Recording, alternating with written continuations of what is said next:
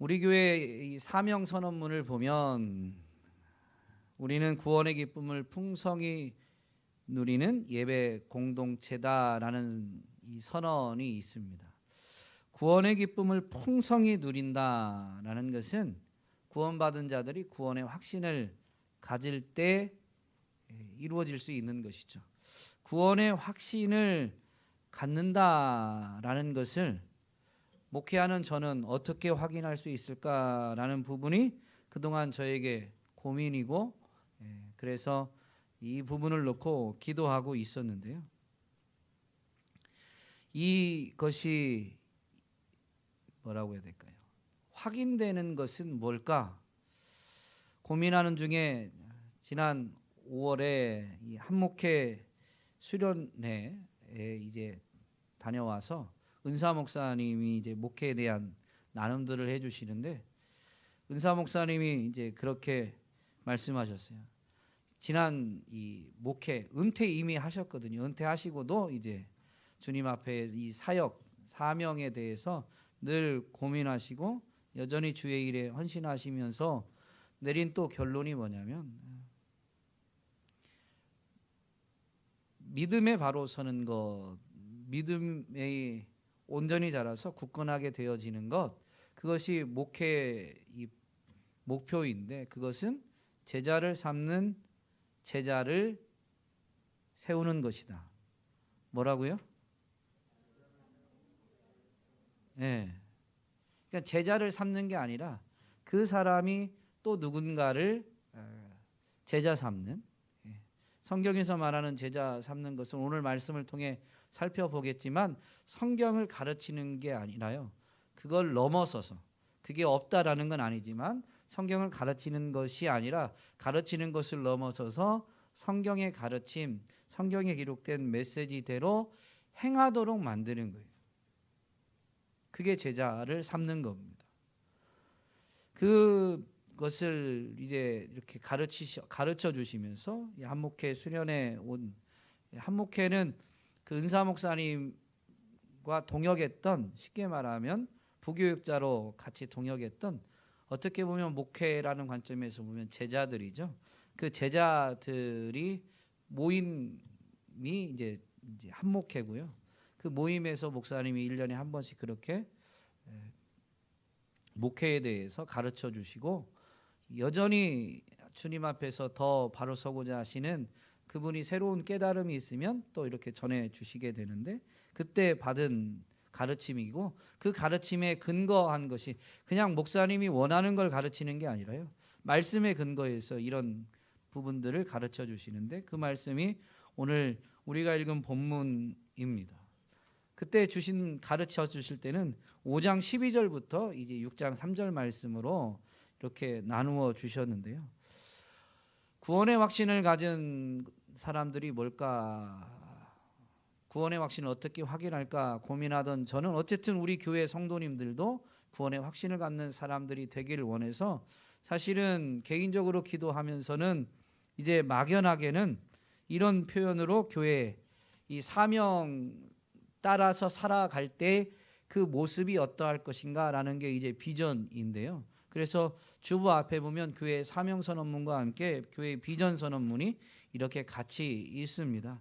그래서 사실 대부분의 내용은 사명 선언문에 있는 내용의 조금 더 확장판이라고 보시면 되는데, 이 사명을 따라서 행한 것이 이루어진다면 어떤 모습일까, 아니면 어떤 모습이 되기를 원하는가라는 게 이제 여기에 담겨 있는데, 이 비전이 성취되었는가라는 것을 점검할 수 있는 부분들은 거기에 기록한 것 중에서는 두 가지 뿐입니다.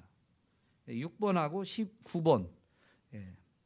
장년부와 교육부 각각 300명의 그리스도의 강한 용사를 세우는 교회, 그리고 국내외 12개의 교회를 세우는 교회. 이 숫자를 놔서 확인, 점검이 가능한 거고요. 다른 부분은 제가 점검하기가 어려운 거죠. 이 예배 공동체라서 구원의 기쁨으로 예배를 드리는 교회, 지금 우리가 구원의 기쁨으로 예배를 드리는지 안 드리는지 드리기를 바라고 우리의 예배가 그런 예배가 되길 원하지만, 그건 제가 단정 지을 수 있는, 판단할 수 있는 영역은 아닌 것이죠. 전교인이 말씀을 묵상하는 교회, 여러분이 말씀을 묵상하는지 안 하는지 여쭙는데도 답을 잘 안 하시니까 확인이 잘 안 됩니다. 밴드에 글을 올리지만 글을 읽는 분들도 많지도 않고, 글을 읽는 그 글을 안 읽었다고 해서 묵상을 안 하는 것도 아니고, 그 글을 읽긴 했지만 그 글을 읽은 것이 묵상이라고 말할 수도 없는 것이죠. 그래서 이런 부분들은 다 제가 확인하기가 참 어렵지만, 이 구체적인 숫자로 이 비전 선언을 한 부분들은 정말로 이제 확인이 좀 그래도 가능한 부분인데요. 300명의 강한 용사, 교육부에서도 300명의 강한 용사가 세워지고 장년부에서도 300명의 강한 용사가 세워지기를 기도했었습니다. 그러다가 성령 강림절 맞이 기도회 기도문에 이 부분을 제가 혼자 기도하다가 그 기도문에 이제 기록하게 되었고, 기도하는 중에 이제 5월에 그렇게 한목회 가서 구원의 확신을 점검하는 부분, 그리스도의 강한 용사는 어떤 자들인가라는 부분에 대해서 이제 이렇게 결론을 내리게 된 것이죠. 제자 삼는 제자, 바로 그들이 그리스도의 강한 용사고, 성경적인 이 사명선언문에 있는 표현으로 바꾸면 구원의 확신을 가진 사람인 것이죠. 오늘 본문에서 뭐라고 되어 있냐면, 우리가 그리스도의 도의 초보를 버리고, 그리고 그 그리스도의 도가 무엇인지가 이제 6가지가 있고요. 2절 끝부분에 그래서 그리스도의 도의 초보를 버리고 어떻게 하자? 완전한 대로 나아갈지니라, 나아가자라고 이런 권면을 하고 있습니다. 이 권면을 하게 된 배경은 12절부터 나와 있는데요. 때가 오래되었으므로. 히브리서는 서신서잖아요. 그러니까 쓰는 사람이 있고 편지를 받는 대상이 있어요. 그 대상은 분명히 교회입니다. 성도입니다. 그 대상이 되는 교회, 성도가 때가 오래되었어요. 믿은 지 오래되었습니다. 그런데도 불구하고 때가 오래되었으니까 마땅히 선생이 되었어야 되는데 그러지 못했다라는 것이죠. 그러지 못한, 선생이 되지 못한 그것을 초보다라고 표현을 한 것입니다. 그것은 먹는 이 영의 양식, 말씀을 대하는, 말씀을 먹는 자세로 보면 젖을 먹는 것과 같은 수준, 아이와 같은 수준에 머물러 있다라는 것이죠. 믿은 지는 오래됐는데, 믿음을 갖게 된 지는 오래됐는데 성장이 없고 그냥 젖을 먹는 것처럼 누군가가 전해주는 것만 받아먹는, 그래서 그냥 그것을 아는 수준에 머물러 있는 것을 지금 지적하고 있으면서, 그것이 합당하지 않기 때문에 우리에게 있는 이 대제사장이신 예수 그리스도, 멜기세덱의 반차를 따른 대제사장이신 예수 그리스도의 중보의 은혜가 있으니 우리는 더 온전한데, 오늘 완전한데 더 성숙한 대로 나아가자라고 이렇게 권면하고 있는 것입니다. 이 부분을 공동번역이라는 것은요, 이 한국 교계 안에서 기독교가 천주교와 공동으로 성경을 번역한 것입니다. 그래서 1977년 부활절에 맞추어서 이것이 편찬되어졌는데요. 왜 기독교에서, 개신교에서 천주교와 이런 일들을 작업을 했느냐? 당시에 전 세계적으로 이 에큐메니칼 운동이 활발하게 일어났었습니다. 그 영향으로, 그 일환으로 이런 일들을 했는데요. 에큐메니칼 운동은 교회는 하나다라는, 우리 사도신경에도 보면 교회가 하나다라는,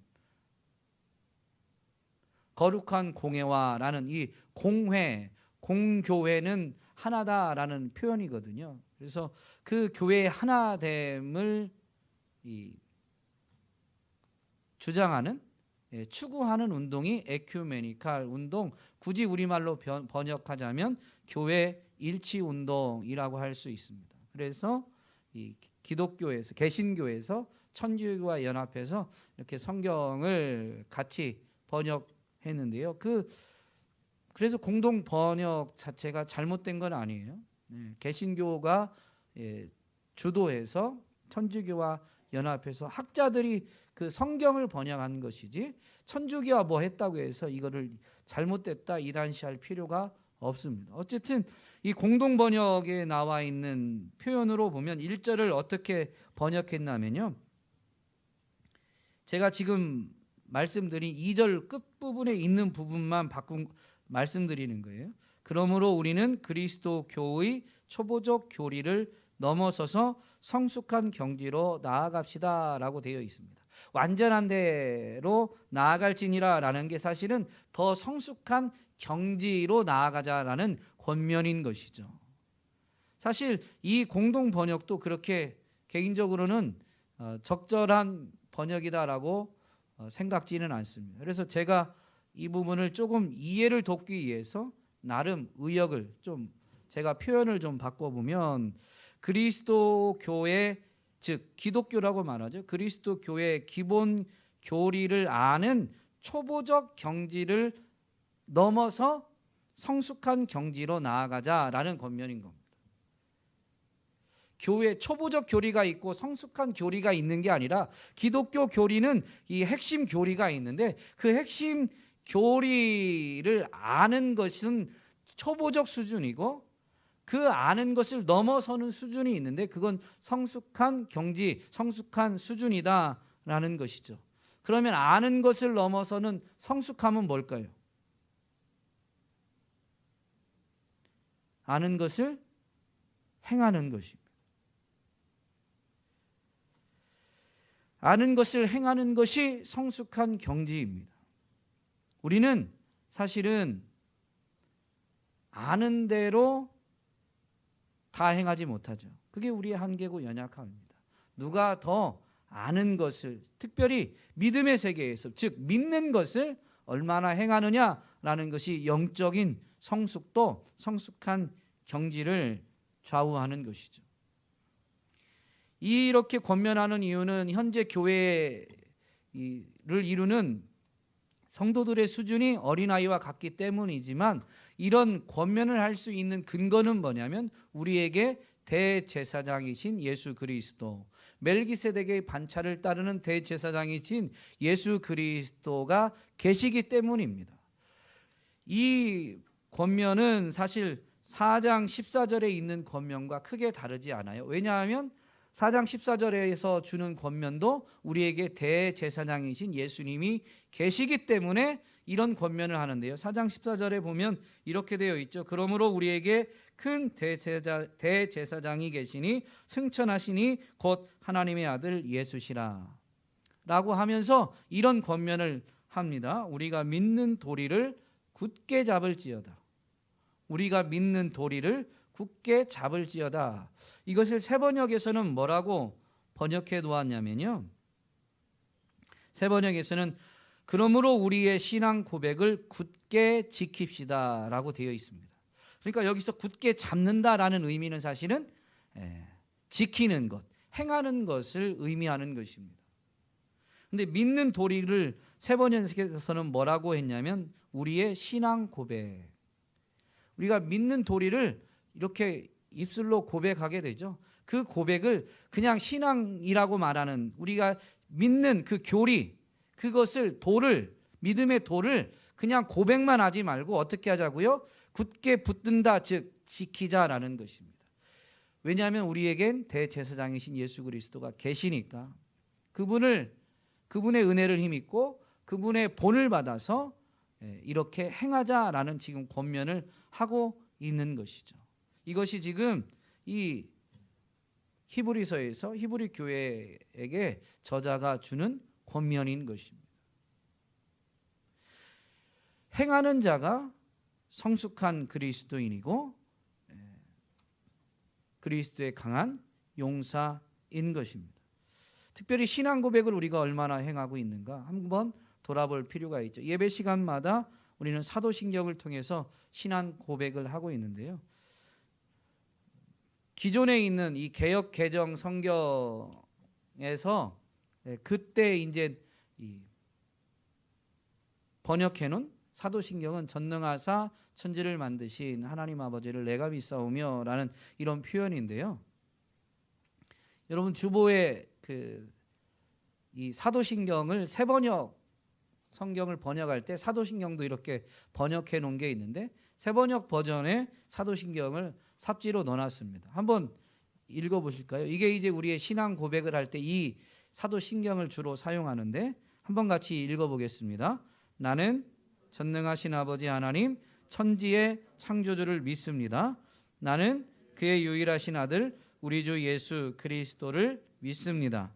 그는 성령으로 잉태되어 동정녀 마리아에게서 나시고 본디오 빌라도에게 고난을 받아 십자가에 못 박혀 죽으시고 장사된 지 사흘 만에 죽은 자 가운데서 다시 살아나셨으며 하늘에 오르시어 전능하신 아버지 하나님 우편에 앉아 계시다가 거기로부터 살아있는 자와 죽은 자를 심판하러 오십니다.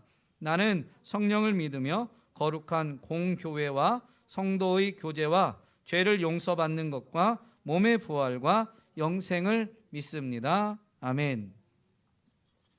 개인적으로 신앙 고백을 하기 위해서 이 사도신경을 사용할 때 개역개정 성경에서 이렇게 번역해 놓았던 사도신경보다는 동일한 사도신경인데요.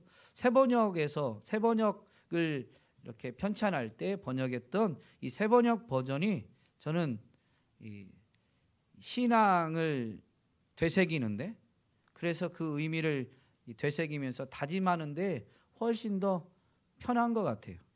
일단은 문장 구조 자체가 더 익숙하고 그래서 의미를 담아서 마음을 담아서 이렇게 좀 다짐하기가 훨씬 좋은 것 같습니다. 그래서 개인적으로 그런 생각이 들어서 고민하다가 이 세번역 버전의 사도신경을 우리 교회도 좀 사용해야 되겠다라는 그런 결단을 하게 됐어요. 언제부터 시행할까 고민하다가 주보에 아직 광고는 내진 않았는데요. 8월부터 시행하려고 합니다. 개인적으로는 이전부터 이런 고민 끝에 이제 결정을 좀 했었는데 결단을 내렸었는데 올해 후반기부터 좀 하려고 그랬어요. 그래서 7월부터 하려고 그랬는데 7월 둘째 주인가 셋째 주에 유치부에서 헌신 예배를 드리겠다는 거예요. 현재 유치부에 이제 아내가 섬기고 있으니까 아직 사역자가 없어서 아내가 섬기고 있다 보니까 유치부 아이들과 그동안 이 개역개정 버전으로 사도신경을 노래로 이렇게 암송하고 아이들이 해서 이제 헌신 예배 때 그런 것들을 좀 이렇게 보이려고 하는데 7월부터 세번역으로 바꾸면 2주 만에 아이들이 세번역 버전으로 사도신경을 암송하고 이렇게 조금 헌신 예배 때 이렇게 예배 순서에서 이렇게 그것을 보이기가 너무 어렵다고 자기네 헌신 예배 끝나면 하라고 그래가지고 저도 집에 가면 말 잘 듣는 그런 사람이어서 8월부터 하려고 이렇게 생각을 했습니다. 여러분 나눠드린 거는 뭐 여러분이 구하고자 하면 얼마든지 구할 수 있으니까 뭐 어떻게 하셔도 상관은 없지만 그럴 계획에 있다라는 것을 기억하시고 이 신앙 고백서를 잘 암송하고 계신데요. 그것을 정말로 행함으로 인해서 굳게 지킴으로 인해서 더욱 성숙한 대로 나아가는 더욱 성숙한 자가 되는 저와 여러분이 될 수 있기를 주님의 이름으로 부탁드립니다. 야고보 사도는 이 로마서에서는 믿음으로 의롭다함을 받는다라고 가르치는데요. 그것을 보완하는 이 믿음에 대한 가르침을 주죠. 그래서 야고보 사도는 행함이 없는 믿음은 죽은 믿음이다라고 분명히 가르치면서 2장 22절에서는 이런 가르침을 우리에게 줍니다. 믿음이 그의 행함과 함께 일하고 행함으로 믿음이 온전하게 되었느니라. 믿음이 있으면 행하게 되어 있는데요. 그 행함은 믿음을 따르는 그 행함은 믿음을 온전하게 하는 것이다. 그래서요 신앙 고백을 하는 입술로 신앙 고백을 하는 것이 이 성숙한 신앙이 아니라요. 이렇게 행함이 따르는 그 신앙 고백한 그 믿음을 행함으로 이어가는 삶으로 살아내는 것이 성숙한 것이다라는 것을 분명히 가르쳐 줍니다. 이것은 성경 전체의 가르침인데요. 예수님도 하나님의 나라를 가르치실 때에 이 마지막 부분에서는 이걸 강조하셨습니다. 마태복음 5장부터 7장이 하나님 나라에 대한 가르침, 바로 산상수훈, 산 위에서 가르치셨기 때문에 산상수훈이라고 말하는데, 그 끝부분, 7장 끝부분에 보면 이런 말씀을 예수님이 직접 하시죠. 그러므로 누구든지 나의 이 말을 듣고 행하는 자는 그 집을 반석 위에 지은 지혜로운 사람 같으리니 비가 내리고 창수가 나고 바람이 불어 그 집에 부딪히되 무너지지 아니하나니 이는 주추를 반석 위에 놓은 까닭이요 라고 분명히 말씀해 주십니다. 그리스도인들이 이 땅에서 믿음을 지키기 위해서 살아가는 동안 왜 흔들리고 넘어지게 되느냐? 아는 데 끝이기 때문입니다. 어린아이와 같은 수준에 머물러 있으니까. 세상의 유혹 앞에 흔들리고 상처받았다, 상심했다 하면서 낙심하고 넘어지게 되는 거죠. 성숙한, 그래서 온전한, 비가 내리고 바람이 불고 창수가 나도 흔들리지 않는, 흐트러지지 않는 그 반석 위에 세운 집과 같은 믿음은 뭐냐면요, 주의 말씀을 듣고 행하는 사람인 것이죠. 이것이 성숙한 사람이요, 교회의 비전대로 하면 그리스도의 강한 용사인 것입니다. 경건훈련의 일환으로 그동안 이 온유 리딩 밴드에서 독서를 통해서 이렇게 경건훈련을 하고자 했습니다. 물론 부부관계에 대한 부분이지만 교회 비전에도 보면 이 행복한 가정, 천국 같은 가정, 건강한 가정을 세워지는 것도 교회의 비전 중에 하나입니다. 왜냐하면 구원받은 사람들이 구원의 기쁨을 누리는 현장이 어디냐? 주된 현장이 가정이기 때문에 그런 비전까지도 이렇게 잡게 된 것이죠. 그래서 이제 이런 부부 관계에 대한 책을 가지고 경건의 훈련을 하게 된 것인데요. 에머슨 에거리치, 이분은 목사님이십니다. 이분이 쓰신 그 여자가 간절히 바라는 사랑, 그 남자가 진심으로 원하는 존경이라는 책이 이제 이 경건 훈련이 오늘로 이제 끝나게 되는데요. 마지막 부분을 읽으면서 저는 굉장히 큰 은혜를 받았습니다. 사실은 실질적인 어떤 도움은 이번 주에 읽기로 했던 분량 이전에서 많이 받았고요. 제가 더 큰 은혜를 받은 이유는 이 마지막 부분에서 이 목사님이 주장하는 게 뭐냐면, 부부 사이의 문제, 부부 사이의 위기는 사실은 믿음의 위기, 믿음의 문제다라고 가르칩니다. 부부끼리 앉으신 분들 한번 보시죠. 네, 우리 권사님도 한번 마주 보시고, 사랑이 꿀이 뚝뚝 떨어지세요. 우리 강희열 집사님은 막 부끄러우셔가지고 쳐다도 못 보시고, 우리 권사님은 막 그냥 꿀이 떨어지게 이렇게 쳐다보고 계십니다. 네, 너무 보기에 아름다운 모습인데, 저렇게 꿀이 뚝뚝 떨어져도 갈등이 있을 때가 있을까요, 없을까요? 아니, 어떻게 저 집을 CCTV로 다 관찰하신 것처럼 다른 분들이 다 대답을 하시는데, 없진 않죠. 없진 않죠. 그런데 왜 이게 믿음의 문제라고 말하냐면요, 이 책에서 남자는 여자를 사랑하고 여자는 남자를 존경하라, 그러면 갈등을 넘어서서 더 이 행복을 누릴 수 있다. 그러나 갈등이 전혀 없다고 말하지 않습니다. 더 지금보다 더 풍성한 행복을 누릴 수 있다라고 가르치는 거예요. 근데 그 가르침의 근거가 뭐냐면 에베소서 5장 22절부터 33절의 말씀입니다. 특별히 책 제목을 잡은 것은 33절을 근거로 잡은 건데요. 에베소서 5장 33절에 보면 너희도 각각 자기의 아내 사랑하기를 자신같이 하고 아내도 자기 남편을 존경하라 라는 말씀입니다. 그래서 이 마지막 부분에서 권면하기를 죽게 하듯 해야 된다는 거예요. 이런 가르침대로 하지만 부부관계, 이 결혼한 지 오래된 분들은 이 가르침을 줘도 한순간 바뀌지 않는 거예요. 내가 사랑을 했는데 아내가 날 존경하지 않더라 라고 해서 쉽게 중단하려고 하는 거죠. 아내 입장에서 남편을 존경하라고 해서 존경했는데 남편이 날 사랑해주지 않아요. 남편은 존경받을 만한 것도 없고 내가 그렇게 해봤는데 하는데도 불구하고 남편이 바뀌지 않습니다. 할 만한 그런 의미가 가치가 없는 것 같아요 라고 중단하는 부부들이 많더라라는 것이죠. 그런데 이 목사님이 권면하는 것은 남편에게 뭘 얻기 위해서가 아닙니다. 이것이 주님의 명령이기 때문에 믿음의 사람들은 남편의 반응, 아내의 반응과 상관없이 주님 말씀에 순종해야 된다라는 것을 마지막에서 가르치고, 그래서 결혼의 문제는, 결혼에 있어서 위기는 믿음의 위기고 믿음의 문제다라고 이야기합니다.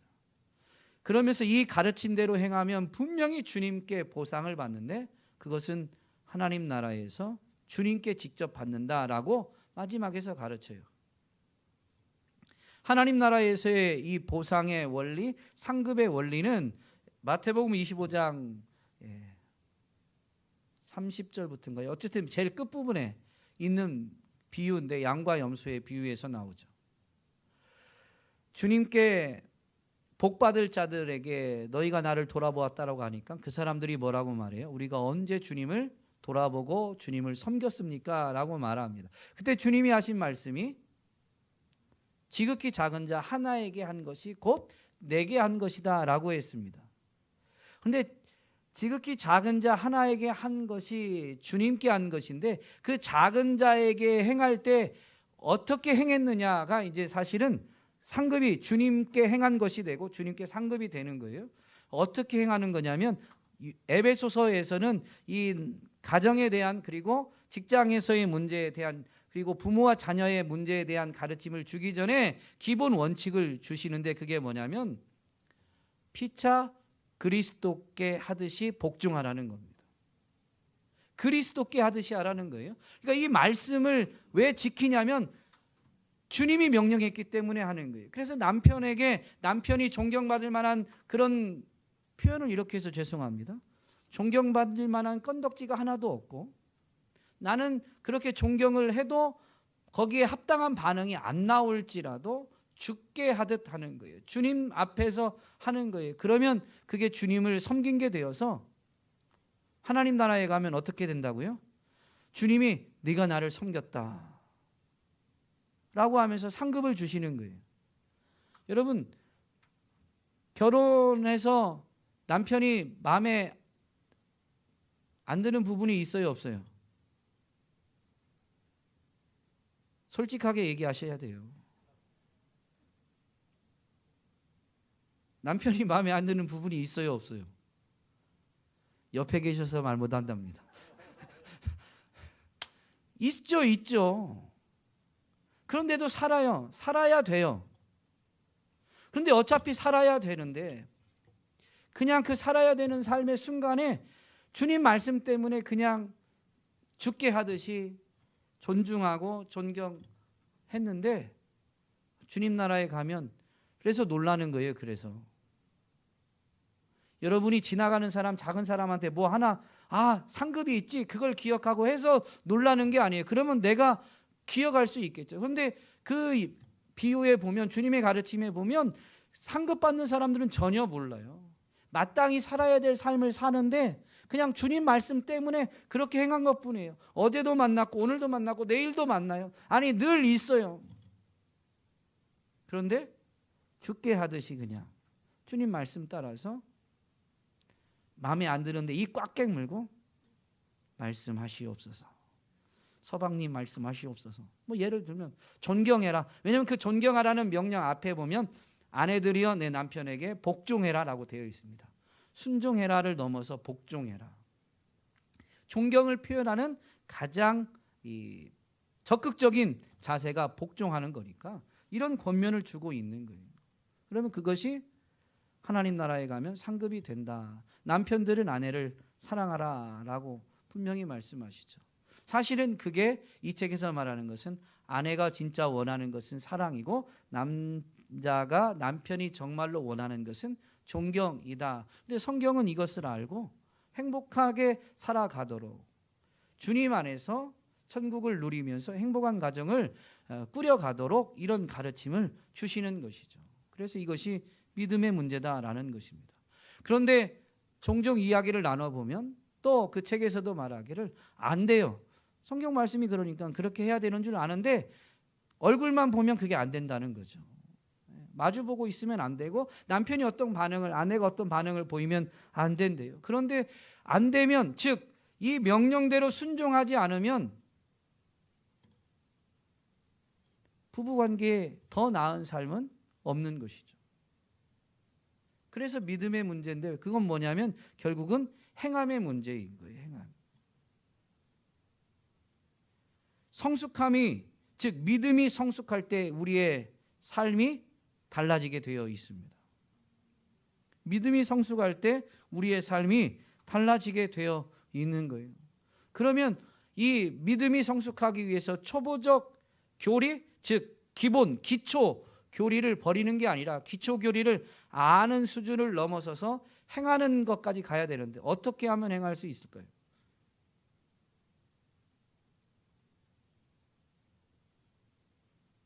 성경 말씀을 어떻게 하면 행할 수 있을까요?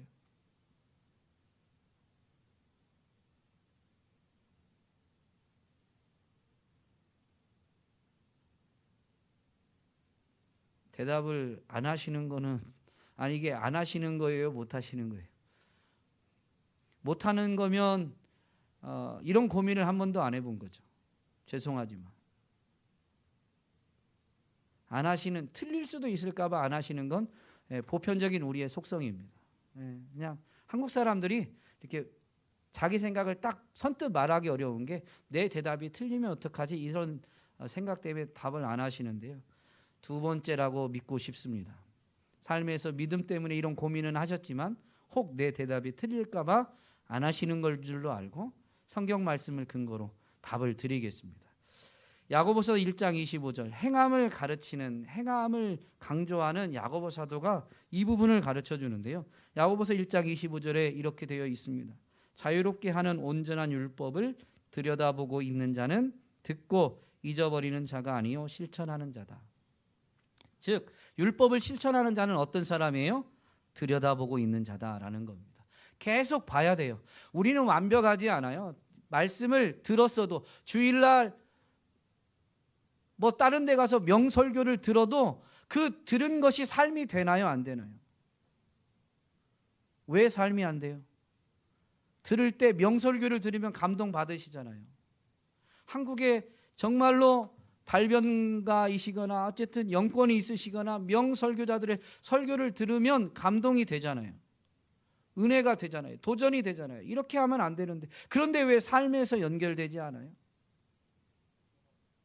듣고 여러분이 잊어야 되겠다고 결단해서 있는 거예요? 듣고 끝나니까 그런 거예요. 한 번 듣고 끝나니까, 감동받은 것으로 끝나니까 그렇습니다. 들여다보고 있어야 되죠. 계속 봐야 되는 거죠. 그래야 어떤 생각이 들어요? 아, 이대로 살아야 되는데 왜 안 되지? 그래서 이대로 살아야 되는 줄 아는, 이대로 살아야 된다는 거룩한 부담감과 그렇게 살지 못하는 내 자신의 한계 때문에 여러분 아픔이 있어야 돼요. 그 아픔이 몸부림이 되는 거예요. 기도하는 몸부림. 그래서 한 걸음이라도 내디뎌보려는 몸부림이 되고요. 그때에 하나님의 은혜가 하늘로부터 부어지는 거예요. 기도하고 발을 내딛는, 구하고 찾고 두드릴 때 구하는 자가 얻게 되고 찾는 자가 찾게 되고 두드릴 때 열리게 되는 이 원리 그대로 살고자 하는 삶을 위해서 기도하고 기도함으로 인해서 찾고 두드리는, 발을 내디딜 때 그것이 하나님의 은혜로 인해서 되어지는 것을, 내가 노력해서가 아니라 내가 기도했고 내가 이렇게 의지를 다졌으니까이 아니라요. 여러분 믿음의 세계에서는 내 의지와 노력으로 되는 게 아니에요. 하나님의 은혜로 되는 거죠. 그런데 하나님의 은혜를 누가 얻느냐? 간절히 사모하는 자가 얻는데 그 간절히 사모함이 어떻게 드러나느냐? 이 몸부림이라는 표현으로 제가 하는데요. 기도하는 것과 그대로 행해 보려고 하는 한 걸음 내딛는, 첫 발 내딛는 그 발걸음 때문에 하나님의 은혜를 맛보는 거예요. 홍해가 언제 갈라져요? 요단강이 언제 갈라져요? 발을 내디딜 때입니다. 다 해놓고가 아니라 발을 내디딜 때 하나님의 역사가 일어나게 되는 거예요. 물론 제가 이렇게 표현해가지고 갑자기 홍해는 갈라진 다음에 건너갔는데, 근데 하나님이 이미 말씀하셨을 때 된 게 아니라요, 하나님 말씀대로 모세가 순종할 때 되는 거예요. 요단강 나중에 가나안을 들어가기 위해서 요단강을 건널 때 여호수아를 통해서 나타내는 이적은 그들이 앞선 제사장들이 그 요단강에 발을 내디딜 때에 물이 갈라지는 거죠. 언제든 순종하면 하나님의 은혜가 그때 부어지는 게 아니라 순종할 때 하나님이 은혜를 주신다라는 게 확인되는 거예요.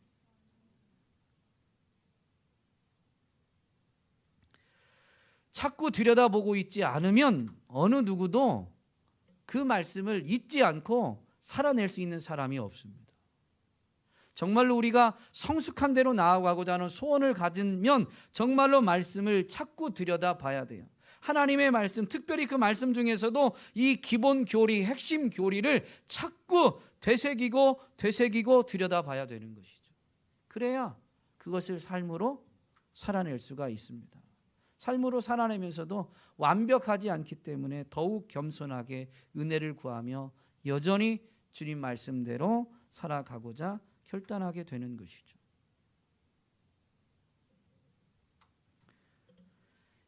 이렇게 하면 정말로 하나님 말씀을 살아있음을, 하나님의 나라가 임했음을 체험하게 됩니다. 체험하게 되는 거예요. 하나님의 말씀은 반드시 이루어지게 되어 있습니다. 그대로 됩니다. 그래서 그걸 순종하는 사람, 말씀을 들여다보면서 순종하는 사람은 언젠지 모르지만 한 가지 확실한 건, 계속 하나님 나라에 대해 설교할 때 속히라는 단어를 여러 번 설명했는데 반드시 말씀대로 되는 걸 체험하게 되어 있어요. 그러면 그 사람은, 맛본 사람은 어떻게 할까요? 맛본 사람은 계속할 뿐만 아니라 그런 고민을 하고 그 초보적 수준에 있는 사람을 보면 뭐라고 말할까요? 너도 해봐. 효과 있어. 맛본 사람. 그래서 그 성숙한 사람은 결국 어떤 사람이 되냐면요, 가르치는 자가 되는 겁니다.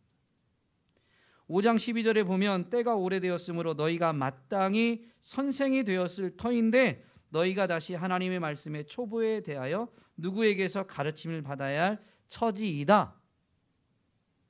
자꾸 듣긴 했는데 잊어버리니까, 안다고 말하는데 잊어버리고 행하지 않는, 그래서 또 누군가가 그걸 가르쳐줘야 되는 그 수준에 여전히 머물러 있다라는 것입니다. 믿은 지 오래됐으면, 구원을 받아서 구원의 은혜를 누리고 있으면, 오래 그 구원의 은혜를 누리고 있었다면 마땅히 어떻게 해야 된다고요? 선생이 되어야 되는 거예요. 가르치는 자가 되어야 되는데, 그 가르침은 성경책 창세기는 이런 내용이야 라는 지식 전달이 아니에요. 사도 바울이 가르치는 그 원리를 분명히 증거하는데, 내가 그리스도를 본받은 것처럼 너희는 나를 본받는 자가 되라 라는 것입니다. 예수님이 제자들에게 마지막 예수님의 사역을 이제 위임할 때 이렇게 말씀하시죠. 마태복음 마지막 장 28장에 있는데, 너희는 가서 모든 민족을 제자로 삼아 아버지와 아들과 성령의 이름으로 세례를 베풀고 내가 너희에게 분부한 모든 것을 가르쳐서 지키게 하라. 가르치는 게 아니에요. 가르쳐서 어떻게 해야 되는 거예요? 지키게 하는 거예요. 그 가르침은 지키게 하는 것까지입니다. 그들이 행하게 하는 것까지가 성경에서, 믿음의 세계에서 교사의 역할, 선생의 역할, 가르치는 진정한 의미인 것이죠. 우리가 보이지 않는 세계, 이 영적인 세계, 믿음으로 살아가면서, 이 땅에서 살지만 믿음의 세계를 살아가면서 믿음이 없는 자들에게 믿음이 전해지고, 그리고 그래서 그들도 믿음으로 살 수 있게 하는 건 우리가 보여주어야 가능한 거예요. 그리고 보여주면서 너희도 나를 본받는 자가 되라, 우리의 완벽함 때문에가 아니라 우리가 어떻게 사는 것 때문에 말씀대로 순종하려고 하는, 나는 말씀에 이만큼 순종했으니까 자 봤지, 이게 아닙니다. 무엇을 향해 서 있는가라는 것부터를 보여주는 거예요. 세상의 물질, 세상의 성공을 바라고 있는가? 세상의 물질과 성공이 유한하다고 말하고 그렇기 때문에 나는 세상의 물질과 성공을 추구하지 않고 주님만 바라보는 것을 보여주느냐 라는 것입니다.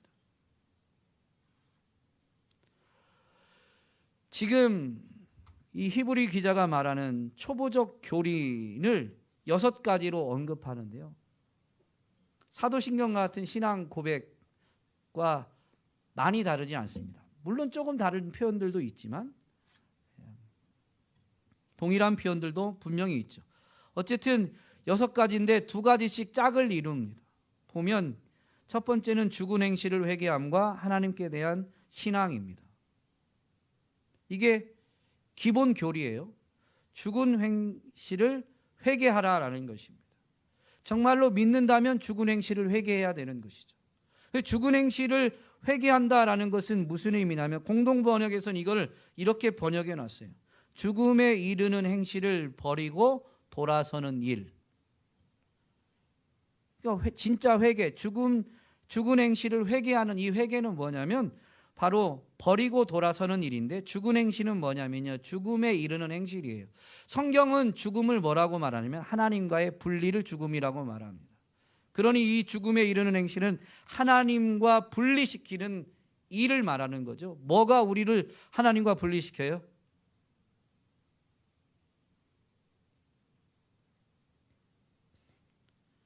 뭐가 우리를 하나님과 분리시킵니까? 죄가 분리시키죠. 죄가. 이사야 선지자가 그 이스라엘 백성을 향해서 탄식하며 외칩니다. 오직 너희 죄악이 너희와 하나님 사이를 갈라놓았다. 하나님이 눈이 없어서 귀가 없어서 듣지 못하고 보지 못하는 게 아니라 너희 죄 때문에 너희와 하나님 사이가 갈라져서 너희가 지금 부르짖지만 들리지 않는 것이다 라고 이렇게 설명해 주죠. 죄가 인생을 하나님과 갈라놓습니다. 그래서 여기서 이 버리고 돌아서는 건 죄를 버리고 죄로부터 돌아서는 거예요. 죄로부터 돌아선 사람은 무엇을 행해야 될까요? 하나님께 대한 신앙, 즉 하나님을 믿는 걸 말합니다. 죄로부터 돌아서는 게 끝이 아니라 죄로부터 돌아섰으면 이제 전적으로 하나님을 믿는 것이 필요합니다. 하나님을 믿는다라는 것은 이 회개, 즉 무언가를 버리고 죄를 버리고 돌아서는 행동으로 표현하자면 이제 돌아섰으니까 하나님을 향하여 나아가는 것, 하나님께 가까이 가는 것, 하나님을 따르는 것. 그러면 하나님께 가까이 가고 하나님을 따른다라는 것은 그것을 행해야 되는, 행동으로 취해야 되는 우리 입장에서는 무엇을 의미할까요? 그분의 말씀에 순종하는 것을 의미하는 거죠. 이것 자체가 기본 교리예요. 그런데 이거 듣고 끝나면 진짜 행하는, 즉 성숙함이 어떻게 이루어지겠습니까? 교리 자체가 돌아서라라는 행동을 요구하고 있어요. 행함을 요구하는 게 이 교리에서의 요구예요. 그런데 오늘날 교회가, 오늘날 우리 그리스도인들이 말씀을 듣고 회개해야 되는 걸 아는데 그 회개가 그냥 듣는 것으로, 그래서 이게 죄구나, 하나님 죄송해요, 하나님 잘못했어요 라는 선에서, 고백하는 선에서 끝나버리기 때문에 여전히 유아적 수준에 머물러 있는 거예요. 핵심 교리 자체를 버리는 게 아니라 핵심 교리를 듣고 아는 것에서 멈추는 것을 버리는 거예요. 그런데 핵심 교리 자체가 이렇게 행함을 요구하고 있다는 걸 여러분 분명히 기억하셔야 됩니다. 두 번째 짝을 이루는 이 초보적 기본 교리, 기초 교리가 뭐냐면 세례와 안수입니다. 세례는 공적인 신앙 고백이에요. 사람들 앞에서 신앙 고백을 하는 걸 말합니다. 성숙하는 대로 나아가는 것은 여러분 대부분 지금 세례를 받으셨잖아요. 그럼 매번 세례를 받아야 한다라는 의미가 아니에요. 이 세례가 의미하는 걸 잘 되새겨야 되는데 공적인 대중 앞에서, 회중 앞에서 신앙을 고백하는 것입니다. 그게 세례죠. 예식으로 이루어지죠. 세례의 의미는 무엇입니까? 여러분 세례를 받으셨죠? 세례 받을 때 문답을 하고 세례를 받잖아요. 그 문답을 하면 그 문답에 그 의미가 있는데 세례가 상징하는, 나타내는 그 의미가 뭐예요?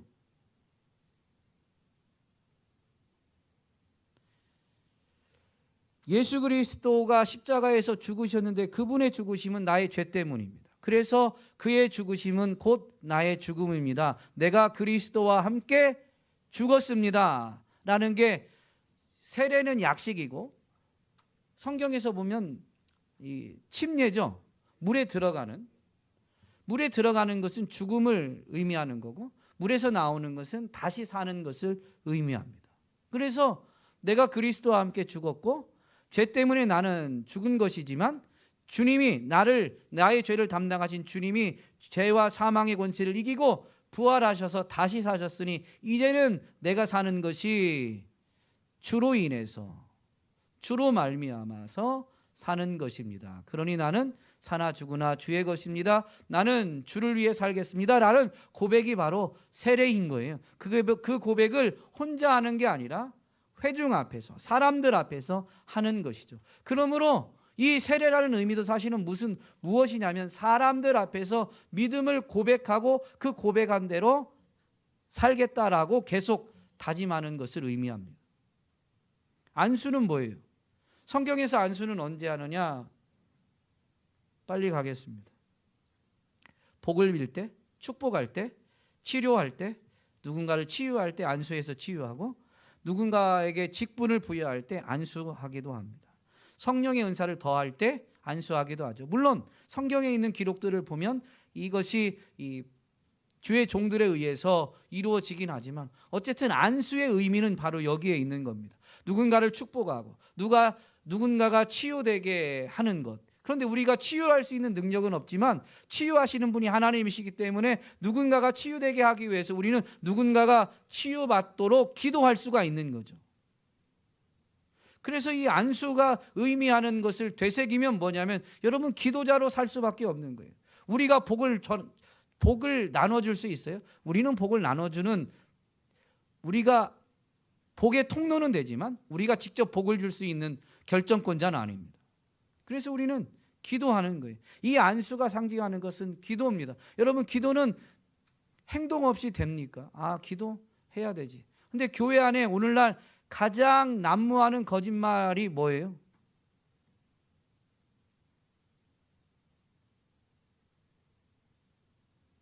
제 설교가 길어지는 건 제 탓이 아닙니다. 교회 안에 제일 난무하는 거짓말이 뭘까요? 기도하겠습니다. 죄송하지만 목사도 이 거짓말 많이 할 때, 이 거짓말 많이 하죠.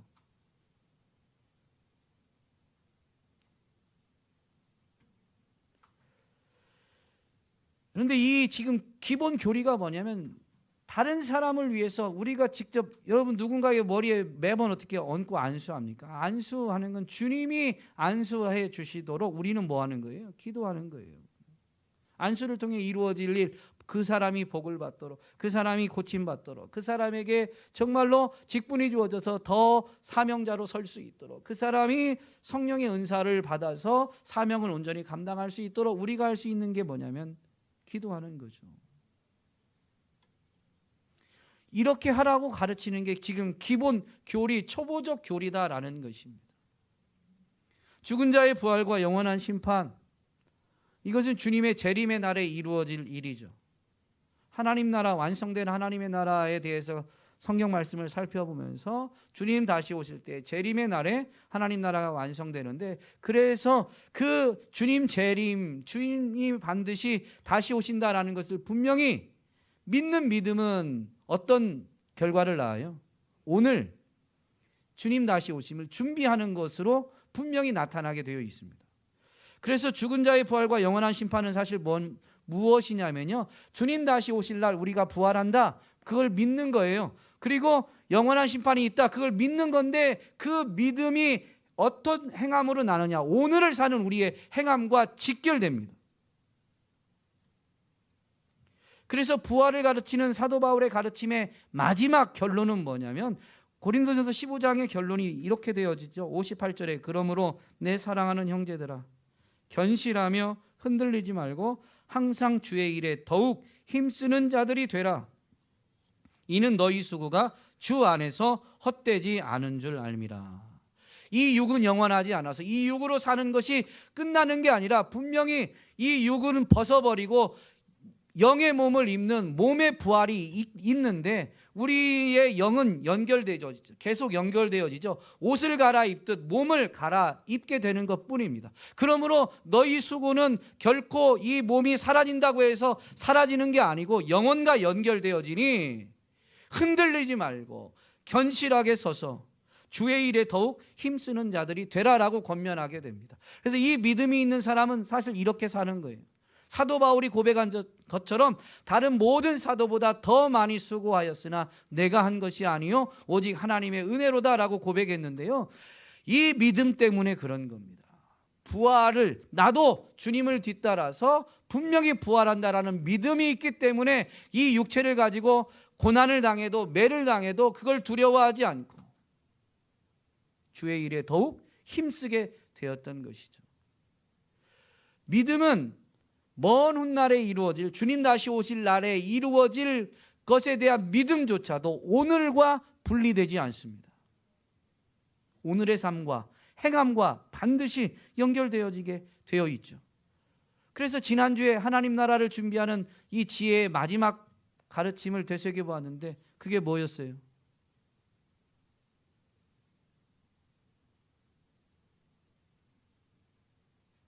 지난주에.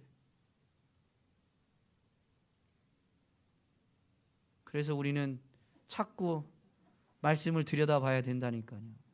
지난주 은혜 받으시는 것 같던데 세 분이, 제가 명설교자였으면 한 30명이 은혜 받았을 텐데 한 세 분은 은혜 받았는데 그 세 명이 계신데 대답을 안 하시는 거 보면 지난주에 은혜 받고 잊어버린 거죠.